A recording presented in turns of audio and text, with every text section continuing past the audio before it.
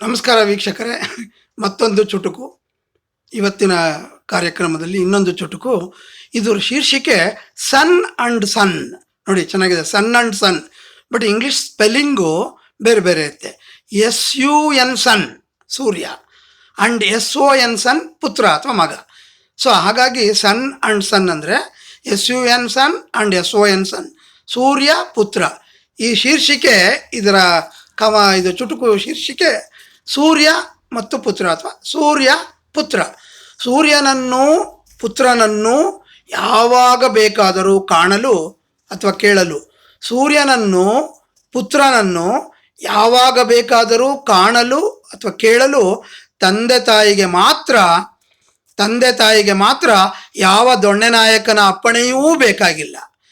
ತಂದೆ ತಾಯಿಗೆ ಮಾತ್ರ ಯಾವ ದೊಣ್ಣೆ ನಾಯಕನ ಅಪ್ಪಣೆಯೂ ಬೇಕಾಗಿಲ್ಲ ಅಂದರೆ ಯಾರ ಅಪ್ಪಣೆಯೂ ಬೇಕಾಗೋಲ್ಲ. ನಮಸ್ಕಾರ, ಕುಮಾರಕವಿ. ಮತ್ತೆ ಬರ್ತೀನಿ ಇನ್ನೊಂದು ಚುಟುಕು ಜೊತೆ, ಕಾಯ್ತಾ ಇರಿ.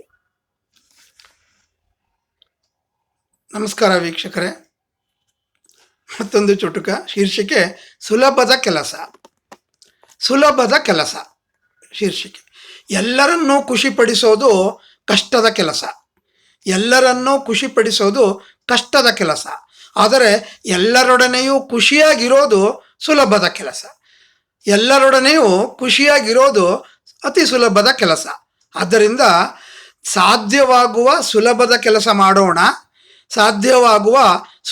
ಕೆಲಸವನ್ನು ಮಾಡೋಣ. ಅಸಾಧ್ಯವಾದ ತ್ರಾಸದ ಕೆಲಸ ಬಿಡೋಣ.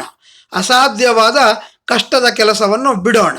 ನಮಸ್ಕಾರ, ಮತ್ತೆ ಬರ್ತೀನಿ ಚುಟುಕುಗಳೊಡನೆ. ಕಾಯ್ತಾ ಇರಿ.